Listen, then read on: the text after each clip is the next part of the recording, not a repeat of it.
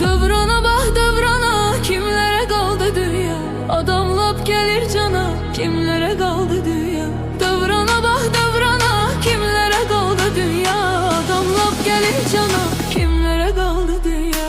Her gecenin seheri vardı inan canım üçün. Benim sözümde zerre yoktu yalan canım üçün. Sevgi yoktu inanma, değil yalan canım üçün. Bağlıdı pul imkana, kimlere kaldı dünya? Sevgi yoktu inanma, değil yalan canım üçün. Bağlıdı pul imkana, kimlere kaldı dünya? Dövrana bak dövrana, kimlere kaldı dünya? Adam lap gelir cana, kimlere kaldı dünya? Dövrana bak dövrana, kimlere kaldı dünya? Adam lap gelir cana, kimlere kaldı dünya?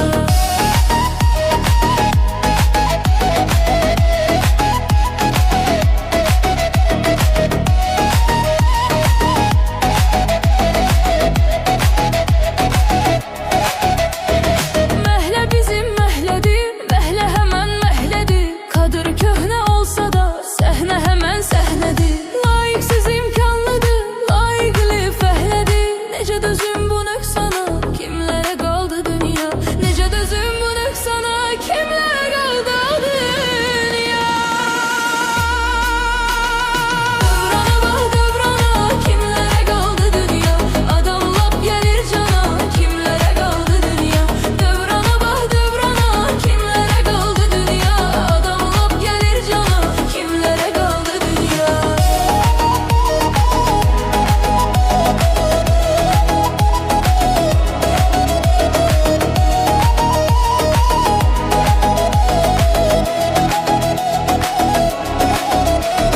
Hakkı bilen azdı, hakka giren çoktu. İnsanlığın adı var, demek ki özü yoktu. Yok ne bilir ki yazı, kasıp açtı toktu. Lanet olsun şeytana, kimlere kaldı dünya?